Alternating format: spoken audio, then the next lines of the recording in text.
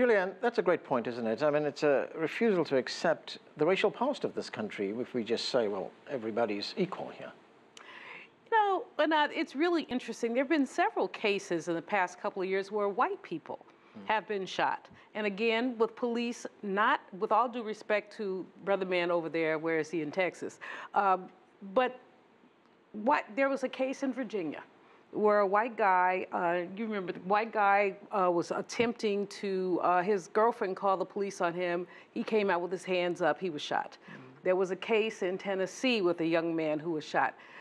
What the issue is not so much race as it is unwarranted police violence. It's how we really treat each other and how we really think about each other.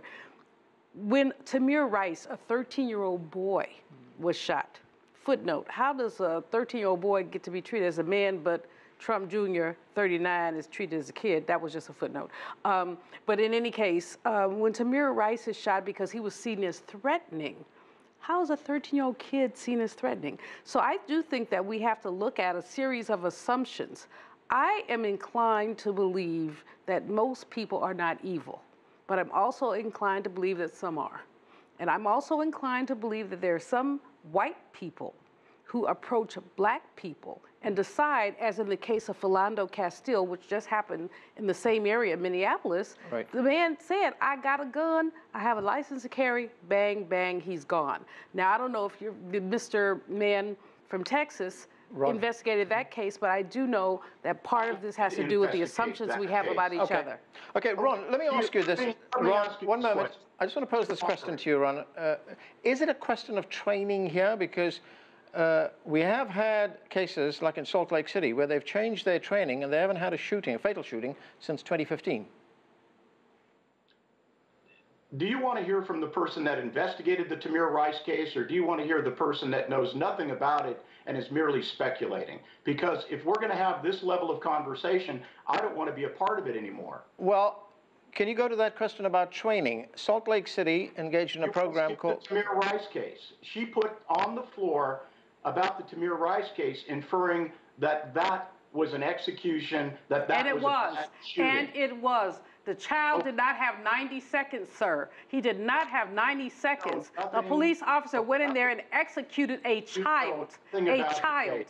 Okay, I'm done. Thank you very much. I can see where this is going. Go ahead. There's your chance. There's your chance to make. Give us your answer right now.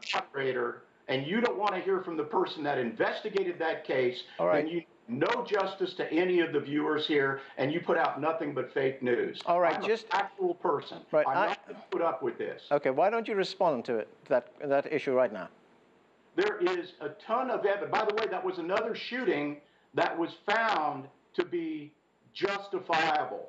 All right, the officers in that particular case had less than a second and a half to make a decision with a person that drew a gun and started to point that gun at them. They had a lot of collective knowledge. There is video, forensic video, that shows everything that happened. I have personally handled the gun. It was not a plastic gun. It functioned just like a real gun. It was not a real gun. It looked, it felt, it weighed like a real gun. It had a magazine like a real gun. And the video showed Mr. Rice shooting that gun before the officers got there. The officers, when they pulled up to Mr. Rice, because of the freezing temperature, their car slid to a stop near him, and he reached into his waistband and started to extract that gun. The officer in question had about a second and a half. The officer in question had been fired from 2 police departments, sir. The officer in question was skank and shaky, and he should not have ever been a police officer. Why don't you admit that? You know, you can disappear if you want to because you can't do truth. But truth is that that officer was a skank officer who had been fired from 2 Missouri police departments. Come on, tell me what you have to say about that. All right, I want to get Ray. I want to get you into this. What do you make of the investigation so far that the officer involved in this particular shooting, Nur Muhammad, has not yet been interviewed? That's his right, but should there be more transparency on that? There's language Mr. Martinelli is using repeatedly that is accurate and fair language, which is good shoot, bad shoot, policy, things of that nature. And I think one of the challenges we have in the United States is examining what the policy is, because we see that Officer Noor is not speaking to investigators because that's his right not to. That's problematic. This is largely problematic when people are losing their lives, and the space for the area and margin for error that we give law enforcement in the United States that ultimately can result in someone's life is largely unique than the way any other citizen is treated. And if we're going to give folks that large of leeway that can involve fatalities, then we have to be terribly critical and thorough when investigating them. And not having him speak to investigators is problematic and is not contributing to the thoroughness that we need. So this investigation so far, for the information that has been released publicly, seems to be consistent with how police are investigated. But that begs the question, are we actually investigating police shootings properly? Is the policy on the books sufficient for justice? Because the myriad, the list, the painful memories of all the families who've had to bury loved ones at the hands of law enforcement, and so few convictions for anything when there are so many different things in all the various shootings we have that are terribly problematic, suggests perhaps that the policy on the books is not one that moves toward justice for the victims in the face of law enforcement. Anand, you know, if you take the kaleidoscope, though I agree with you fully, and I think that was very well stated, but if you take the kaleidoscope of race and gender and all of these things, the history of police shootings, I think that the officer who has refused to be interviewed is looking at the possibilities that once race was placed on the table, he's pretty defenseless. Every time you've turned around, he's a Somali American. No, he's an American. You know, you have all these white conservatives who want to say, don't be hyphenated, you're just an American. But then when a person of color steps outside the line, and certainly this is a horrible tragedy, suddenly he's a Somali, he's a Somali, he's a Somali. Yeah. And I think that that's part of the reason why he's probably stepped back and said, let me keep my own counsel. He's talked to his lawyers. He did release a statement of condolence, which I think was extremely appropriate. We didn't get that from the man who shot Philando Castile, ever, to this day. Okay, yeah, Ron, what do you make of the investigation so far? Okay, first of all, I somewhat agree with the first gentleman that was speaking before the lady. Like I said, I investigate all cases. I've been thoroughly involved in the active prosecution of officers for homicides, and I have a very good conviction rate. However, I also have a very good defense rate because I don't make this an emotional or a racial issue. I look at forensic facts. Now, the first question is, yes, I think there are problems in some agencies in some parts of the United States on the way that they investigate officer-involved shootings. Absolutely no question about it. I'm very critical of the way that some agencies investigate those things. But number two, the lady merely speculates about Officer Noor. I would assure you that he's far more concerned about criminal prosecution in this case than he is about whether he's a Somali or not. And I disagree with the first gentleman when it comes to whether or not officers should or should not give a statement, or should they be compelled to give a statement. Number one, officers are citizens of the United States. Although we would like them to speak, we can't, expect them to give up their civil rights. Their civil rights are just as important as everybody else's civil rights that's not a police officer. And he'll have that opportunity. The investigation needs to continue. As I said before, I'm critical of the lack of transparency. There should be more information that's released in this case.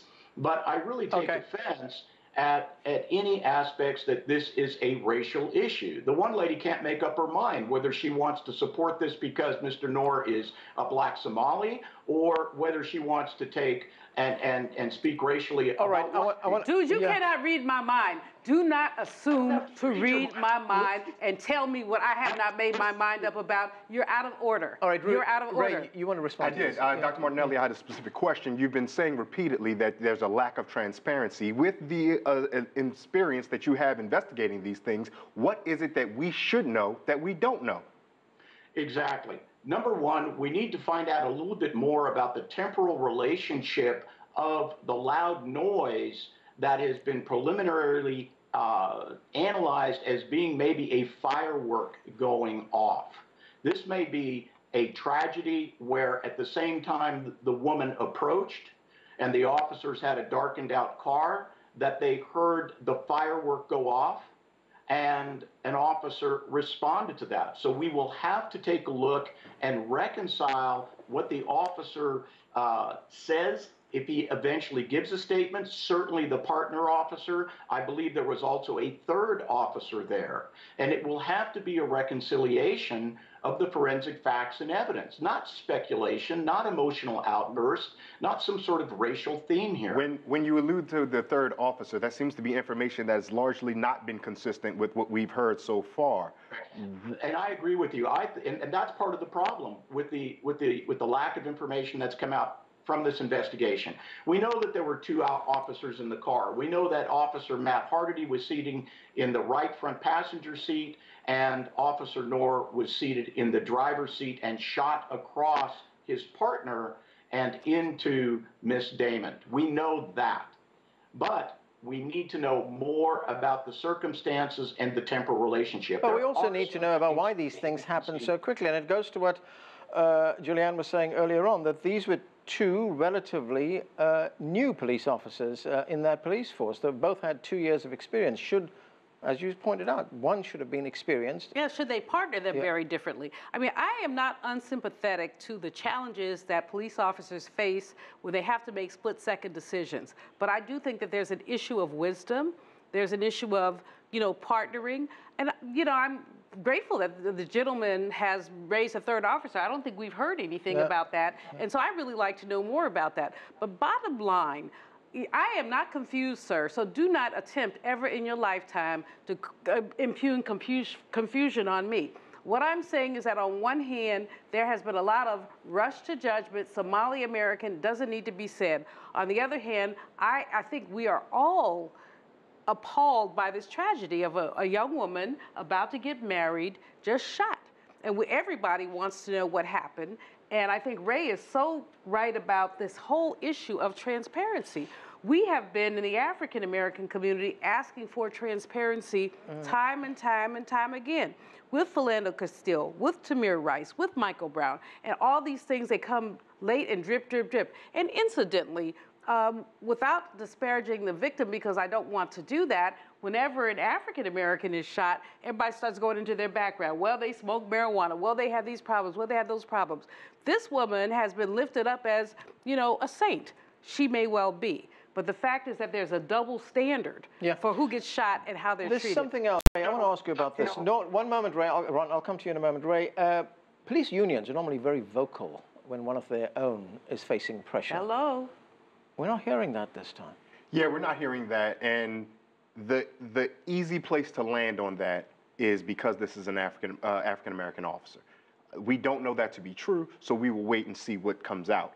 But it's very hard, particularly for African Americans, who time and time again see inconsistent treatment in the United States, to walk away with other types of conclusions. So we will wait and see what that is. To be fair, though, we know of the recent killing of DeJuan Guillory in Louisiana in the United States. Now, there is no police officer, there is no union that has described themselves to representing the particular officer who is the one who shot and killed Mr. Guillory there. So there is precedent, there are examples of this not being the first time where unions have stayed down, stood quiet, or not claimed that they're representing one of the persons in question. But the union was there for the killer of Philando Castile. That was also a different jurisdiction. That was in the Minneapolis area, one was St. Anthony, if I'm not mistaken, specifically, and this is the Minneapolis Police Department. Okay. So we ought to be fair to give the necessary space to those different unions. You're much fairer man than I am. Okay, Ron, we talked about the figures earlier on. 660 people killed by the police in the United States this year, and we're only in July. This is a much higher number than in other developed countries around the world. Is there something wrong with police training in this country? Well, first of all, you've actually asked, you've made a statement that I need to respond to, and then we can talk about police training, because I'm involved in both the research of all officer-involved deaths in the United States, as well as a tremendous amount of training for 40 years. Right. So when you say that there's 660 people killed in the United States, that would seem to be a lot of people, but when you place that against the tens of millions of law enforcement contacts in the United States, and the fact that only 2% or less of all law enforcement detentions and arrests result in any use of force, and an extreme fraction of that, a use of deadly force, it tends to put it in more context The next thing that everybody needs to know, and I've written extensively about this, I wrote a book about it, is that officers in 2016 suffered more murders. There were more officers murdered than there have been in well over 35 years. And then the second highest was going all the way back to the Bonnie and Clyde days of the 1930s. So police officers are being murdered and assassinated at okay, look, it's still a very high number of people who've been killed. And my question was about police training here. Look, wait a minute. Let's talk to an expert for a minute to get context. We also have to take a look at the unique circumstances of every single one of those officer-involved shootings, right? And before you can you throw 660 police-involved killings out there as an inference that police officers are killing more people than ever before, when you need to really be considering how many contacts law enforcement has with people, how many more people are armed as opposed to used to be armed, how many people are involved in... Okay, all right, very quickly. I have to tell my young nephews and the young men in my life how to interact with police officers who are aggressive, who believe that they are threats.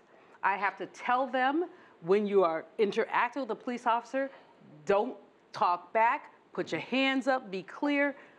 I'm a citizen of the United States. They are citizens of the United States. I have to tell these young men that they don't get to be, because this man is talking this nonsense about these police officers who have not been trained. Okay. They have not been trained. We have to go. Thanks to all of you for being with us. That's it for this edition of The Heat. I'm Anand Naidu in Washington, D.C. Thanks for being with us.